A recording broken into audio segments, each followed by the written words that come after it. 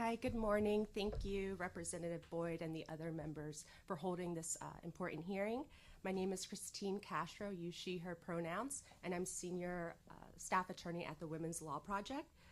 The Women's Law Project is a proud state-based legal organization that uses impact litigation, direct legal representation, policy advocacy, and community education to advance and protect gender justice in Pennsylvania and beyond.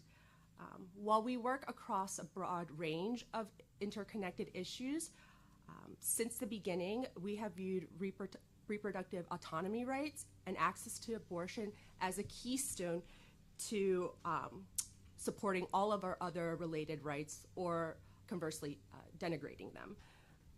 At the Law Project, we're in a unique practice where we get the honor and privilege to represent abortion providers here in the state of Pennsylvania in both impact litigation as well as day-to-day compliance issues. As Dr. Ferrari already illuminated, Pennsylvania law heavily regulates abortion care. And we also represent young people who are seeking abortion care in Pennsylvania and having to navigate the state's parental consent requirement.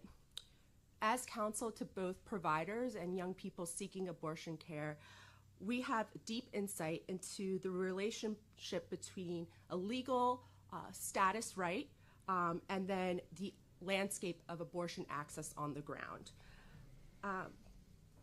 In this hearing, as we talk about expanding access to abortion in Pennsylvania, we believe at the Women's Law Project that any conversation about access to abortion care has to begin with mining the gap between the legal rights on the books. So we've been successful at protecting the right to abortion in Pennsylvania up to 24 weeks of pregnancy, while also the realistic ability of people to access that care, which has gotten worse over time, especially as we see the rollback of these rights on the federal level and the state laws that have banned abortion care or heavily restricted it.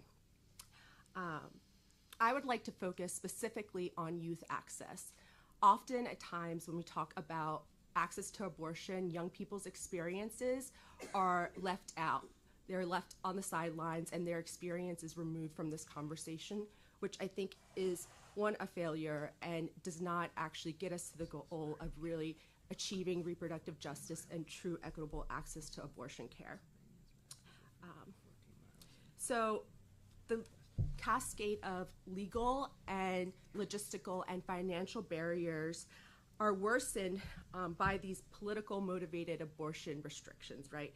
In practice, they target the most marginalized groups of people and people with few resources, which include people with low incomes, people from rural communities, people of color, in particular Latinx women and Black women, and young people. From the work that we do at the Law Project, and specifically our Youth Access Project, we know that often these cumulative barriers can be impossible or incredibly difficult to navigate, especially for a young person.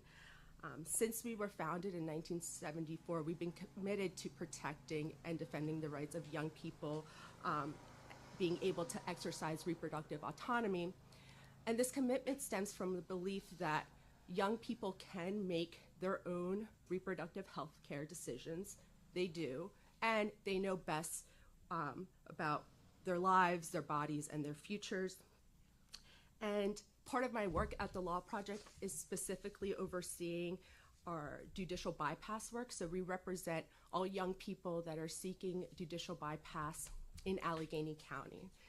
And just to step back a little bit, under Pennsylvania law, if you are under 18, not emancipated, you have to obtain the consent of one parent to have an abortion, or alternatively, you can seek a court order through a process called judicial bypass. In both scenarios, the law requires that the young person involve an adult person in their decision to have an abortion. And what's important is to recognize the myths and justifications for parental involvement laws do not actually translate on the ground.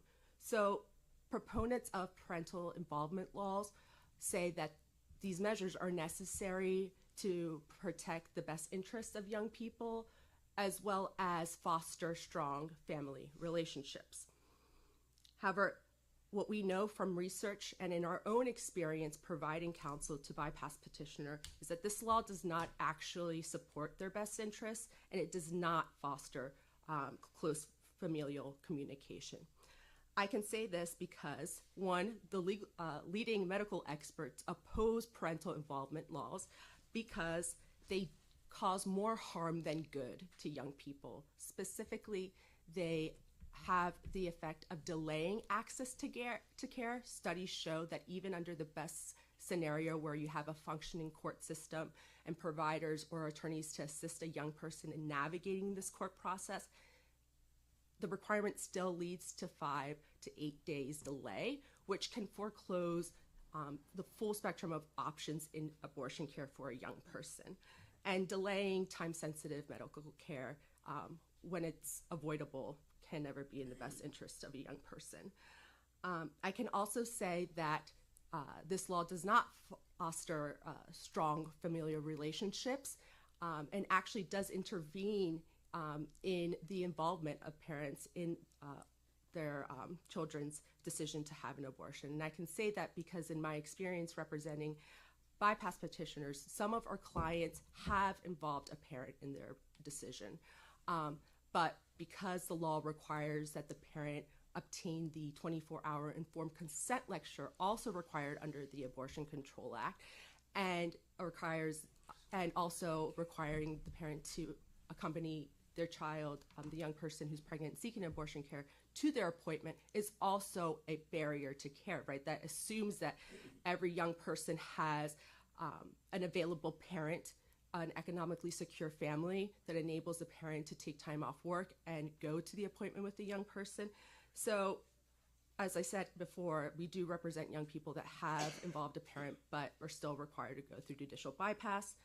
We often represent young people who have the support of a grandparent or another close family member, but because of the way that the law is written so narrowly and also ambiguous in some ways, their supportive grandparent, who otherwise could make medical decisions for the young person and give consent, can't in this context. So again, they must go through judicial bypass. And as my written testimony highlights, the process of going through court to avoid parental consent isn't really a workaround that alleviates burdens and harms. If anything, studies show that they can and do lead to delay and can also cause lasting trauma for a young person having to go through the court process. It is inherently scary, and it inherently deprives young people the right to reproductive autonomy. And notably, Pennsylvania law does recognize minors' ability to consent to other pregnancy-related care, including contraception and decisions about continuing a pregnancy, including childbirth, labor and delivery, and parenting. And I can also tell you that I represented young people who are already parents, and they are entitled and responsible for making medical decisions for their children. And yet this law still requires that they either obtain parental consent or a court order in order to make their own decision to terminate a pregnancy, which is absurd and just doesn't make sense. So for all of these reasons, we really urge members here to center youth experiences and access in abortion care, and that any conversation about removing barriers center their experience, because it's really critical. And as we're seeing across the country, our opponents are attacking the rights of young people, whether it be their access to reproductive health care like contraception or gender-affirming health care. So Pennsylvania is a unique position to respond to this need and to remove these unjust barriers like the parental consent requirement. Thank you. Thank you so much. You can't see the people behind you, but you had people nodding their heads and very actively agreeing with you, which was nice for us to see.